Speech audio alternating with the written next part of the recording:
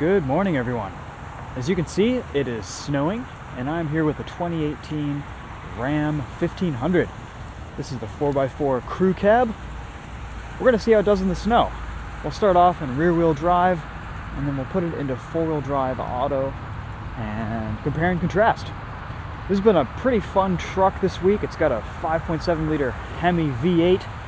It's a manly beast. I like a lot of the painted accents, the painted front and rear bumpers, the black, kind of matte black alloy wheels, and these dual exhaust tips. I think this truck looks proper. Right now it's in access lowered ride height mode. This does have the air suspension, so you have normal driving mode, lowered access mode, which is what it's in right now. It almost looks like a sport truck where there's only about a couple inches of fender gap. And normal ride height, it goes up to about here. In four-wheel drive, there's about 6 or 7 inches of fender gap there between the tire and the fender. So this thing raises up and lowers for off-road use or for easy access, which is pretty neat. This has a sport hood, so it's got these hood vents here, which do look non-functional, but they look kind of neat nevertheless. And I think it's a really nice-looking truck. It drives pretty well too. I've enjoyed it this week. We don't have the most aggressive tires on, but they should actually do pretty well in the snow today. I'm curious to see what this thing feels like in the powdery stuff. So, without any further ado, let's go for a drive.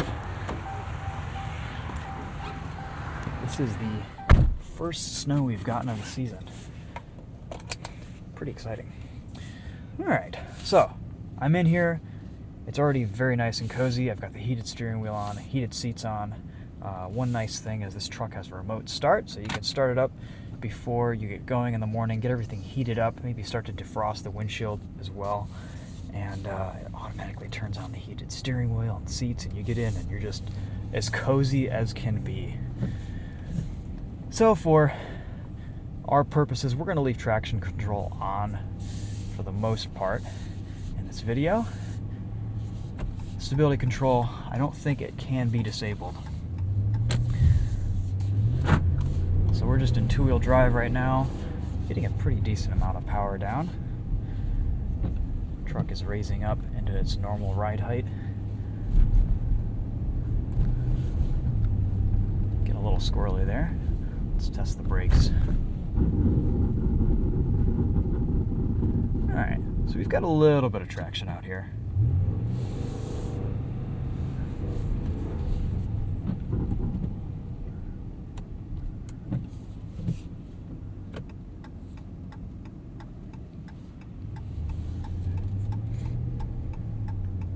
Right off the line, this is very easy to drive in two-wheel drive, even though there isn't a whole lot of weight over the rear end.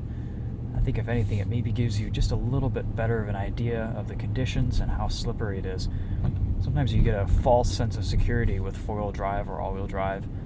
You have a ton of forward acceleration, but lateral and stopping power isn't as much as you would think.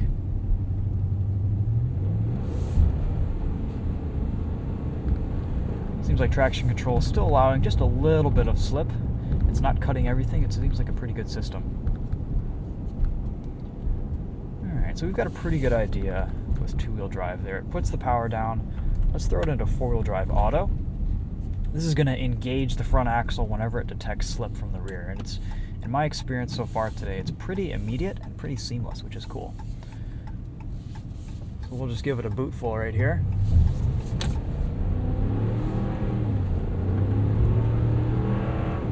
We're off. No drama. A little squirrely from the rear end, but feels pretty good. And this is, it's not as slippery as I thought it was. On the highway, it was basically sheer ice this morning. It was a little bit sketchy, but sure is pretty. Like I said, I've really enjoyed driving this truck this week. I don't drive a lot of trucks, and I'm not used to the size, and this is a beast. This is a big truck. High points. I mean, I don't think this is necessarily as sophisticated as some of the other offerings from Ford and Chevy, but it does ride nice. It has a great infotainment system. I think it looks great, and the V8 sounds fantastic. It's got plenty of power. It really puts down some good some good horsepower to the ground. It sounds great. I've been getting decent fuel economy. I noticed that when I've been kind of babying and doing highway miles, I'll sit around 18, 19, 20 miles to the gallon on the readout. But with the idling in the morning and the warming up and filming and stuff, I've been averaging about 15.4 miles to the gallon all week, which is pretty darn good, actually, considering I haven't been driving it gingerly. Let's dip onto the highway here.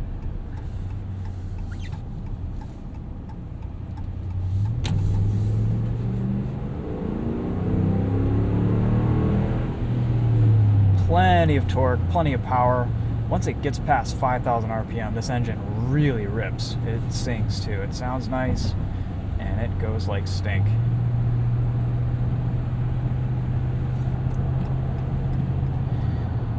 So you could basically leave this truck, as far as I know, you can leave this truck in four-wheel drive auto all the time. The manual says you will take a small hit in fuel economy, but theoretically it's only going to engage when you're in a situation where the rear wheels are slipping and it's going to need some intervention from that front axle. Again, it's a little slippy out, so we're not going to push it around these corners. I will say in the dry, this truck handles pretty well. Most trucks these days are so stiff, and just because of their needs for towing and everything, they handle pretty well. You can easily hold 50 miles an hour around an entrance ramp without any problem. And because you're so high up, it seems like you're not quite going as fast as you are.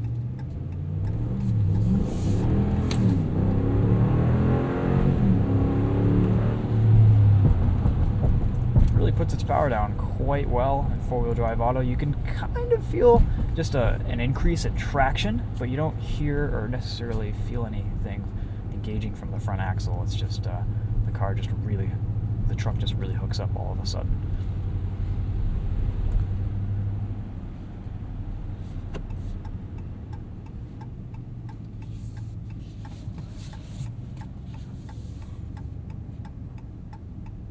Decent turning radius. I mean, this is a full-size truck. It's big. On American roads, you have tons of space, tons of room. The only time it gets a little bit large is in a parking lot situation where maybe you're trying to squeeze through a couple cars, and it's just too big to quite make it in the same fashion that you would with a car.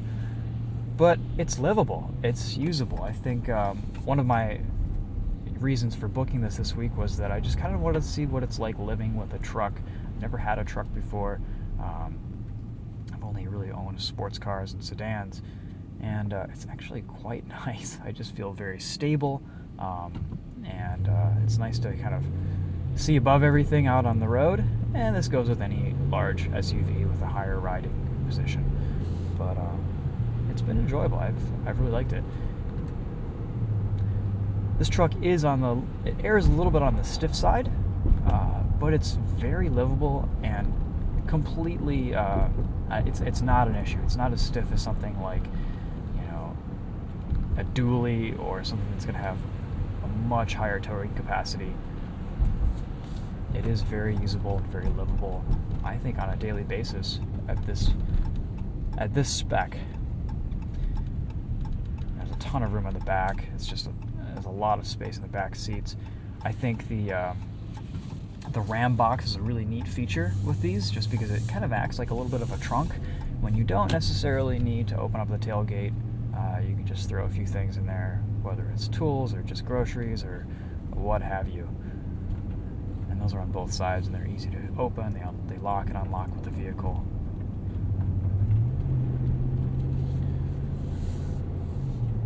Let's see how this does around a corner here. Might even throw it back into two-wheel drive. See what it does with traction control off.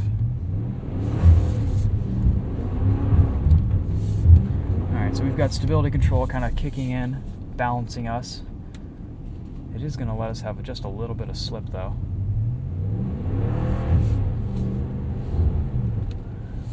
You can feel it braking the front wheels, just kind of keeping me in a straight line. It's almost like auto drift. Overall, pretty impressive traction though from this truck, just in two-wheel drive. I was thinking, it's It's not going to have a ton of weight over the rear end, but you could get around just fine out here without putting it into four-wheel drive. Let's see what we can do over here.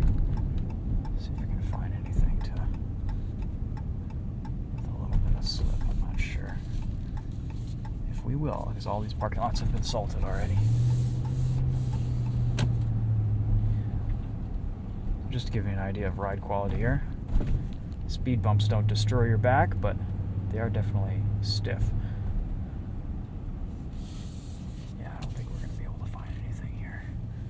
Let's throw it into auto and just see how it does up this hill.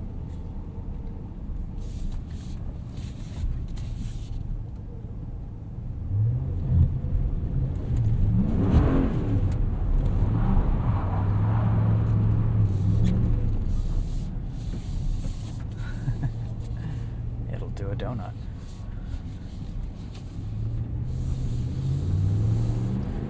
The difference between two-wheel drive and four-wheel drive autos, you just get a lot of confidence in a straight line with four-wheel drive. It's just, it's pretty seamless. It works great. I think if it were my decision, I would probably leave it in four-wheel drive in conditions like this on a pretty regular basis, just because of how much confidence it inspires.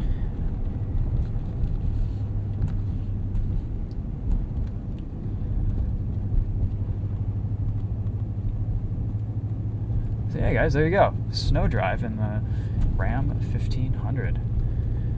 What else can I say about this truck? You know, it has a great sound system. This is the Alpine sound system. It's got a ton of bass. It's really powerful. It does have a subwoofer in the back. And I'm not going to make that turn. Let's loop around here. Great sound system, tons of storage space. Maybe let's just pull off here, take a minute to poke around the interior just a tad. Find a church parking lot or something. There we go. Alright. Yeah, let's check this out here. I know it's been controversial, but I do like this rotary shift knob. I find it just super easy to use.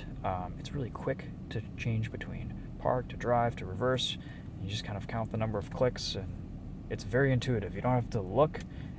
Some cars these days have buttons. If anything, I find it easier than, it's definitely easier than the column shifter. I like it. This truck it's a decent reverse camera. It's not very high res or have very good exposure, but it gives you a nice wide angle view, and it works. The lines seem to be accurate to where the truck actually is placed in the real world. And I do like the ride height control. It's nice for getting in and out. Just for an example, let me show you what it looks like fully lifted. It takes a minute to lift. It does take its sweet time sometimes. Turn off the heated steering wheel. Turn the air down a little bit, get a little toasty. So you've got a couple cup holders here. This is really nice to put your phone. So it's got room for two phones up front, a little space for you to put a charging cable right here. And you've got a 12-volt DC outlet right there as well. Nice change slot to put your various coins. You've got two USB ports and an aux port, as well as just some area to put papers or whatnot. And then down here, you've got a disc changer and just a ton of storage here with some little banks to put extra things. There's just a lot of places to put things in this truck.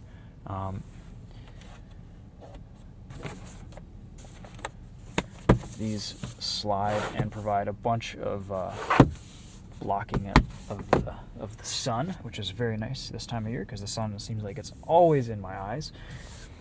You have kind of two glove boxes, one on the top, one on the bottom here. Again, more storage. It's hard to see from up here, but there's just a ton of space in the back seat as well. You know what? Let me throw all my stuff in the front here so you can get a good idea of what everything looks like in the back.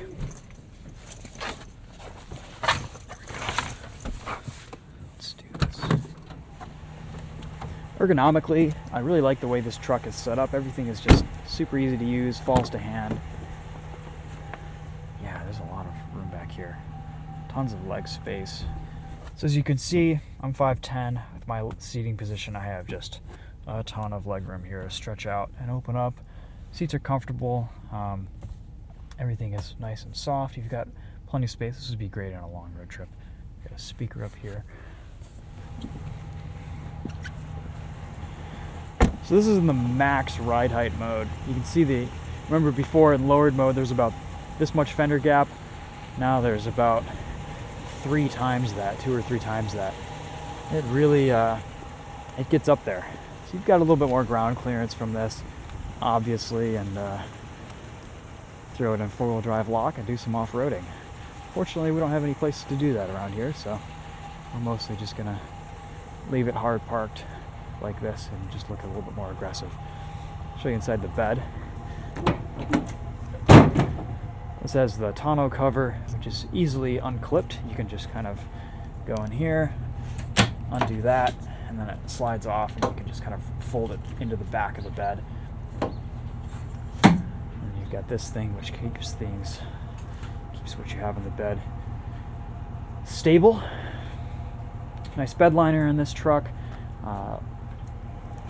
MSRP on this, I believe, is $44,000. This is optioned up to about 60 grand. A lot of options, but pretty nice spec in my opinion. You've got a nice deep tray here for stuff. Of course, a trunk release in case if you're ever locked in the Ram box. Yeah, guys. So there you go. This has just been. I wanted to kind of overview my driving experience in this week. And if you want, feel free to check out the video on Winding Road Magazine's channel. Either that'll be uploaded now or uploaded soon. And I'll be doing a dry drive and maybe a night drive in this truck. So let me know if you guys have any questions in the comments.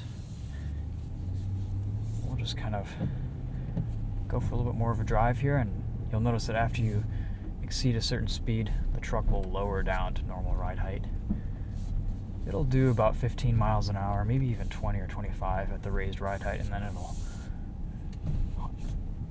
hunker back down.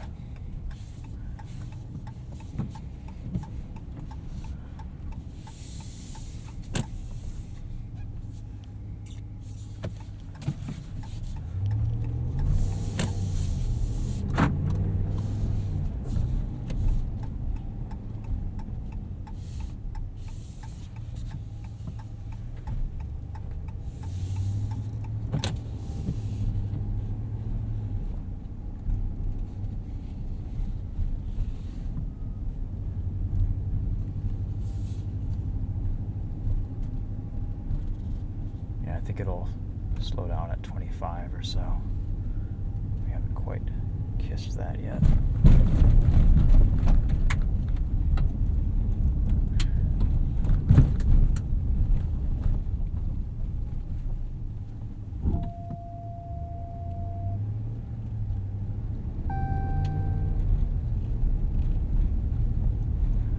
Looks like we've got some snow on some front sensors there. Understandable, given the conditions.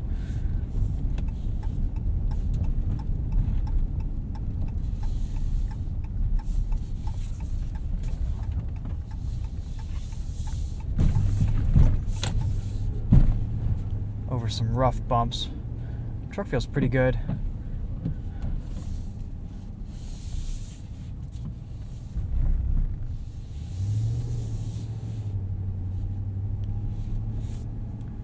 Let's see how we do in 4-wheel drive here. Around the corner.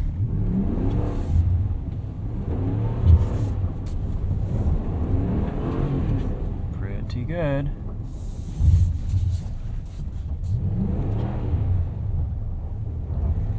Again, traction control is off.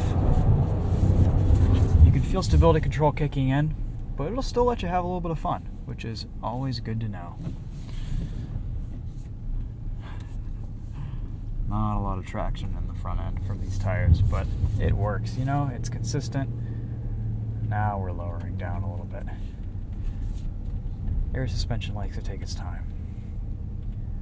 We're at off-road 1.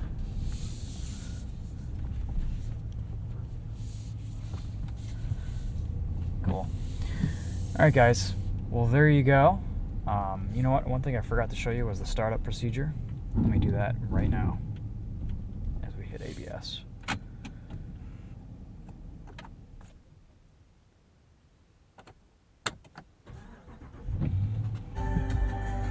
Can't have that.